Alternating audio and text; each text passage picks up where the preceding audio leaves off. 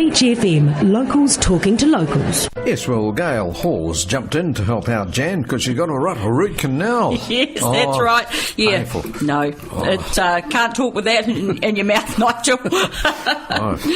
Golly gosh, that sounds nasty. But Anyhow, I'm glad it was me, actually, because I really enjoyed this movie. This movie, The Music of Silence. Yeah, The Music of Silence, directed by Michael Radford, who I must admit I hadn't really heard before, but of course I will now because he's directed this movie.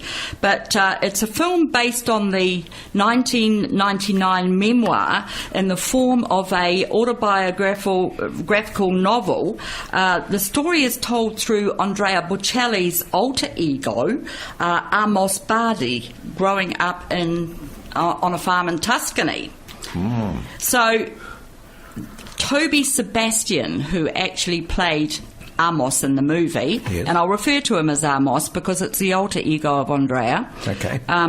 He was excellent. He was absolutely brilliant. And also the young Amos, who I'm referring to as, I say, 10-year-old as well, his earlier life, I couldn't see in the credits who he was, actually, because I was looking, but I must have blinked or looked aside because he was actually very, very good. For a young man, he was very, very good. Okay. So I'm picking out those two because they were brilliant. Antonio Banderas plays the maestro and mentor to Amos. He came in quite late in the movie, so probably kept waiting for him to appear, and he came in about 20 to 25 minutes before the end of the movie.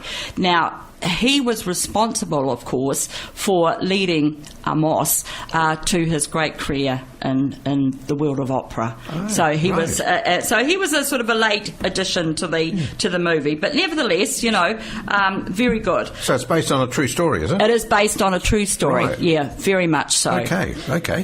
The movie does open in black and white, and it shows you Andrea Bocelli actually writing a book. And as I referred to you early, it was based on a novel, in the form of an autobiographical story through Andrea Bocelli's eyes, so it sort of shows him writing this book, and then it sort of fades out into his birth, and it was a whole Italian family very excited at the birth of a son in the Bocelli family. So you sort of see all the aunties and uncles and all the Italians getting all very excited. As they do. And of course the father, very excited about having a son. But as, the months went on, Mama knew that there was something wrong with the little boy, and insisted that her husband take him to the hospital. And that's when they found out, he was about 6 months old, that he had a glaucoma in one of his eyes,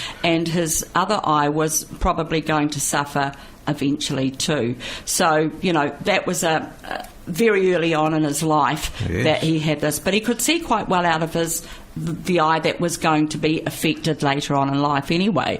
But he had a stint in hospital as a little boy, and this sort of moved me a bit. He's, he had a whole bandage over his, round his eyes as a little boy, probably 3, 4, and he was, fighting to take them off, and Mum was saying, no, you can't have your bandage off, you've got to keep them. So, and then he rushes up to the end of the bed, and it's like the old pipe beds in the olden days, the sort of like wrought iron looking beds, but it was pipe, I think, and he stuck his 2 hands on the pipe and sort of facing the wall, and she's going, Andrea, Amos, what's wrong? And she ran over and put her hands on the pipe herself, and he was feeling the vibrations, and when she lifted him up, took him into the next room, and there was a man in there playing a vinyl on a record player, playing music, and he could feel it through the pipes. It was quite a moment. And but anyway, as he grew up, he had a nanny, and she brought him his first vinyl, his very own vinyl, and that was Franco Corelli. And that, at 7 years old, he could recognise famous voices of the time. So that was the start of his real love of music. Yes, that's right. And eventually, of course, he was, even though he still had the sight in one of his eyes, he was eventually sent away by his parents to, he needed to learn Braille. So he went away from home. It was very upsetting. He loved his family, he loved his parents, he loved the farm, and he had a little brother. So he was going to miss all this.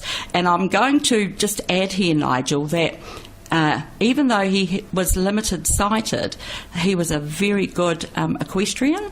He was amazing, and it showed you on the movie, him just riding, on the farm. It was absolutely amazing. So he could do that. He loved it. So you're getting good sights of Italy there, Tuscany, did you say? Tuscany, yes. All the lovely rolling green and the buildings. And the buildings. Oh, yeah. Oh, so romantic. Yes. And then on the day that he actually, I suppose you could say, completely went blind, he was playing a game of soccer at the School of the Blind, I should imagine it's called, and one of the boys hit the soccer ball and it actually hit him right front on. He was the goalkeeper, and most of these boys are sort of either semi-blind or blind, so he was the goalkeeper, and it actually hit him right in front on his face. Well, he ended up in hospital, and I think he had a hemorrhage, and eventually I think that's what sent him completely blind, because he was back on the farm with his parents, and they were all going to go horse riding, and he come out of the house and he said, "Oh, Mama, is the sun come up yet? Is the sun come up yet?" And she said, and they all looked at each other and said, "Well, yes, the sun is up." And he goes, "Oh, Mama, the sun is gone. The sun is gone," and he sort of, you could see a visual on the movie, like through his eyes, like the darkness was like an eclipse, I suppose, just coming over and taking his sight away. It was quite sad, almost a tear in my eye there. His uncle Giovanni, now I'm going to say the actor who portrayed this uncle is Ennio Fastasti Chin. I think it's quite an Italian name, but he was a huge inspiration to Amos. Huge. He loved, when he sang, you could see the emotion run through him, and he was just, I just really liked him. He just seemed so real, Yes. Yeah. And so he knew that his nephew was destined for good things. But a little bit down the track, his uncle Giovanni wanted him to do a favour, to sing at a wedding of a friend. And he got up there and he tried to sing Ave Maria, and basically his voice broke. Oh no! And it just went haywire. Yes. And then after that, sort of like Amos didn't have any faith in himself. No confidence, eh? No confidence. No. He sort of completely lost it, and which was quite sad. But he used to sing in bars and things like that. But that's not projecting, what he really wanted to do. So, but in the meantime, I suppose you could say that the maestro, this is Antonio Banderas, came into the scene and started to, teach him the way. Right. And one of his sayings, Antonio, the maestro, was silence is a discipline. That's what he kept telling Amos. Silence is a discipline, which meant, of course, nurturing your voice. So eventually when he got married, sometimes he didn't talk to his wife because he sort of felt that, he had to keep his voice nice. So he used to smoke and he gave up smoking and he drank a little bit. So he sort of was really nurturing his voice. But he did get a break through the maestro. He performed at a concert, and of course we all know what happened after that. Well, don't tell us anymore. No, I'm not going to tell you anymore. But I tell you what, I had, honestly, when that man sings, it's just goes through your whole soul. It's just brilliant. He's been to New Zealand, hasn't he? He has been to New Zealand. Yes, he has. Gosh. And it showed you at the end, I suppose, Andrea in real life, and a little bit about his family. And when I came out of the theatre, I always like to listen to see what people say. And the lady said, "Oh, wasn't that brilliant?" And this person said, "Yes, that was great." And so good feedback, just from amongst the people that were wandering out. Excellent. So if you like Andrea Bocelli, don't miss this movie. The Music of Silence. The Music of Silence, and this guy, Toby Sebastian, just plays him brilliantly. Good on you. Well, thanks for that, Gail. And yes, it's something that music folks will love to go and hear and see and get the story behind Andrea Bocelli. Thanks very much indeed. And that's your next one, is it? Loving Vincent. I saw a promo of this, Nigel, and honestly, this looks interesting actually, because it's a movie through all Van Gogh's art. Yeah. Quite different, I feel. I'm going to go and see it because I'm just intrigued, because I've got one of his prints at home in my lounge, and I'm going to go and see it and just see how the movie pans out. So for me, Loving Vincent's definitely on the agenda. I was having coffee in his cafe when I was over there last year.